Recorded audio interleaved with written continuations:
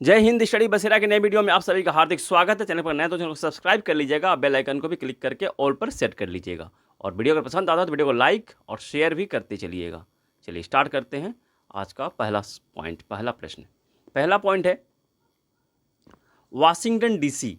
तो Washington DC में NATO के 2024 का सम्मेलन जो है आयोजित किया गया। नाटो के नॉर्थ अटलांटिक ट्रीटी ऑर्गेनाइजेशन 2024 का जो सम्मेलन है वाशिंगटन डीसी में, यूएसए के वाशिंगटन डीसी में आयोजित किया गया है। तो नाटो का जो सेक्रेटरी जनरल है यानी कि चीफ हैं वो कौन है?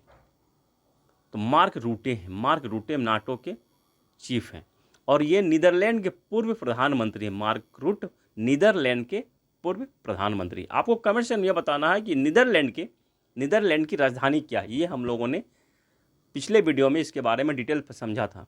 तो नीदरलैंड की राजधानी क्या है और नीदरलैंड की भाषा क्या है और नीदरलैंड के निवासी को क्या कहते हैं, ये आपको कमेंट सेक्शन में बताना है। तो ये सेक्रेटरी जनरल है मार्क रूटे। नाटो में वर्तमान में 32 सदस्य हैं। 32 सदस्य हैं और 30 इसमें से 30 यूरोपीय देश हैं और 2 हैं उत्तरी अमेरिका के देश हैं। 2 उत्तरी अमेरिका के देश हैं। 32वां सदस्य कौन है? तो 32वां सदस्य है स्वीडन और स्वीडन की राजधानी स्टॉकहोम है। स्वीडन की राजधानी स्टॉकहोम है। चलिए नेक्स्ट पॉइंट पे चलते हैं। नेक्स्ट पॉइंट है और नाटो की स्थापना कब हुई थी? नाटो की स्थापना 4 अप्रैल 1949 में हुई थी। 4 अप्रैल 1949 में। इसका हेड क्वार्टर यानी कि मुख्यालय इसका बेल्जियम देश के बेल्जियम कंट्री के ब्रुसेल में नाटो का मुख्यालय है। चलिए नेक्स्ट पॉइंट पे चलते हैं।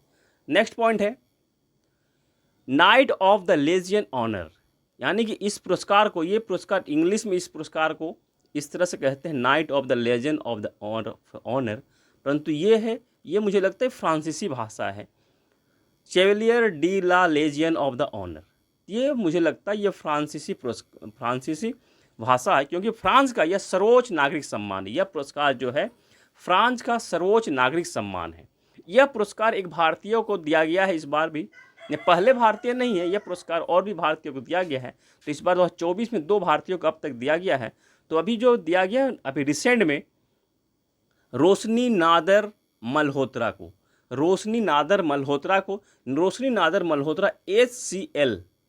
HCL जो टेक कंपनी है इसकी वो चेयरपर्सन है।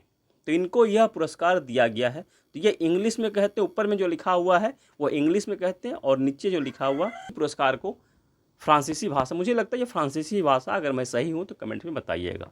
इस पुरस्कार का नाम ये कमेंट में देख लीजिए, कमेंट कहता हूँ क्वेश्चन में देख लीजिएगा कौन सा नाम रहता है। दोनों ही नाम मैंने यहाँ लिख दिया है। तो 2024 में यह पुरस्कार इन्हें दिया गया है, रोशनी नादर मल्होत्रा को। इसी वर्ष फरवरी 2024 में शशि थरूर को भी यह पुरस्कार दिया गया था। फ्रांस का सर्वोच्च नागरिक सम्मान फरवरी 2024 में शशि थरूर को। शशि थरूर कौन है? कांग्रेस पार्टी के ये नेता हैं और वर्तमान में यह केरल के त्रिवेंद्रम से सांसद हैं। त्रिवेंद्रम से, केरल के तिरुवनंतपुरम से यह सांसद से कांग्रेस के ये नेता हैं शशि थरूर। चलिए ये लेखक भी हैं, बहुत सारे इनके पुस्तक भी आते हैं, इन्होंने लिखा है। चलिए फ्रांस की राजधानी पेरिस में ही 2024 का ग्रीष्मकालीन ओलंपिक आयोजन 26 जुलाई से 11 अगस्त तक हो रहा है। 26 जुलाई से 11 अगस्त 2024 के बीच हो रहा है फ्रांस की राजधानी पेरिस में ही। और फ्रांस में इस बार जो आयोजन हो रहा है 2024 का जो आयोजन हो रहा है 2024 में फ्रांस में जो ओलंपिक का आयोजन हो रहा है यह 100 साल बाद हो रहा है। ये भी ध्यान रखिएगा। पिछली बार तो 1924 में हुआ था और फ्रांस में 3 बार आयोजन हो जाएगा, या 2024 में जब सफल आयोजन हो जाएगा तो 3 बार आयोजित करने वाला यह देश बन जाएगा, यह शहर बन जाएगा। पहला हुआ था 1900 में, दूसरी बार हुआ था 1924 में और तीसरी बार 2024 में। 100 साल बाद आयोजन हो रहा है। तो ये इंपॉर्टेंट पॉइंट, इसे भी ध्यान रखिएगा। कब से कब तक हो रहा है ओलंपिक का आयोजन? 26 जुलाई 2024 से 11 अगस्त 2024 तक समर ओलंपिक है यह। चलिए नेक्स्ट पॉइंट पे चलते हैं। नेक्स्ट पॉइंट है एशियन मेंस बिलियर्ड्स चैंपियनशिप 2024। इसका खिताब ध्रुव सितवाला ने ध्रुव सितवाला ने पंकज अडवाणी को हराकर जीत लिया। यह भी भारतीय हैं, भारतीय ने भारतीय को हराया है, पंकज अडवाणी। पंकज अडवाणी जो कि बिलियर्ड्स के चैंपियन माने जाते हैं, इनको इन्होंने हराकर यह पुरस्कार जीत लिया है। 2024 का एशियन मेंस बिलियर्ड्स चैंपियनशिप, इसका आयोजन हुआ था सऊदी अरब के रियाद शहर में। सऊदी अरब के रियाद शहर में इसका आयोजन हुआ था 2024 का। यह मेंस कैटेगरी में इन्होंने जीता है। तो महिला मेंस कैटेगरी में किसने जीता है, यानी एशियन वोमेंस बिलियर्ड्स चैंपियनशिप 2024 का खिताब अनुपमा रामचंद्रन, अनुपमा रामचंद्रन ने यह जीता। ये भी भारत की है, यानी कि पुरुष और महिला दोनों ही खिताब जो है बिलियर्ड्स का भारत में आया है। अनुपमा रामचंद्रन ने किसे हराया है, तो थाईलैंड की खिलाड़ी है पंचया चेनोई, थाईलैंड की यह खिलाड़ी है, इसको इन्होंने हराया है। और ध्रुव चूर ने भारतीय को हराकर यह खिताब जीत लिया है। पॉइंट पे चलते हैं। नेक्स्ट पॉइंट है 2024 में हमारे देश की राष्ट्रपति द्रौपदी मुर्मू जी ने 10 सैनिकों को कीर्ति चक्र, 26 को शौर्य चक्र दिया है। तो इसके बारे में समझ लेते हैं थोड़ा, ये पुरस्कार किस तरह से होते हैं, क्या इनकी कैटेगरी है। तो युद्धकालीन जो वीरता पुरस्कार होते हैं, पुरस्कार जो है 2 प्रकार के होते हैं, वीरता पुरस्कार 2 प्रकार के होते हैं। उनमें एक है युद्धकालीन वीरता पुरस्कार। युद्धकालीन वीरता पुरस्कार में एक नंबर पे ब्रह्मवीर चक्र होता है, दूसरे नंबर पे महावीर चक्र होता है, और तीसरे नंबर पे वीर चक्र होता है, वीर हो जाएगा, वीर चक्र होता है तीसरे नंबर पे। ये युद्धकालीन, यानी कि जब लड़ाई होती है किसी देश के साथ या फिर आतंकवादियों के साथ, तो यह पुरस्कार, उसमें अगर कोई शहीद होता है या फिर अपनी वीरता को दिखाता, अपनी साहस को दिखाते हुए उसका डट कर सामना करता है कोई सैनिक, तो इन्हें यह पुरस्कार दिया जाता है। युद्ध के समय में लड़ते हुए, किसी दुश्मन के साथ लड़ते हुए परमवीर चक्र, महावीर चक्र, वीर चक्र यह दिया जाता है। उस समय उनकी साहस को बढ़ावा देने के लिए उस साहस को पुरस्कृत किया जाता है। और दूसरा होता है शांतिकालीन वीरता पुरस्कार। ये दूसरे नंबर पे शांतिकालीन वीरता पुरस्कार है।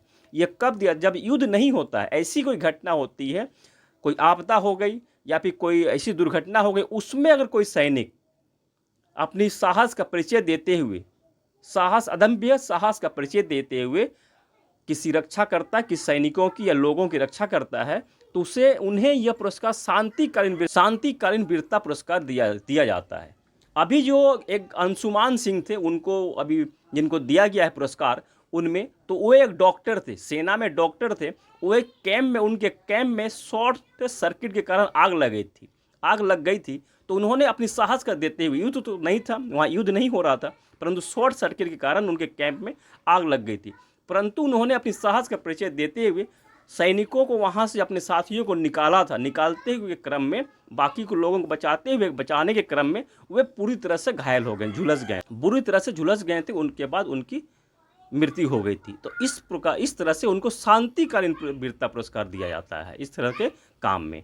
क्लियर, आशा करता हूँ ये शांतिकालीन वीरता पुरस्कार और युद्धकालीन वीरता पुरस्कार जो है आप लोगों को डिटेल, जो डिफ्रेंशिएट दोनों का समझ में आ गया होगा।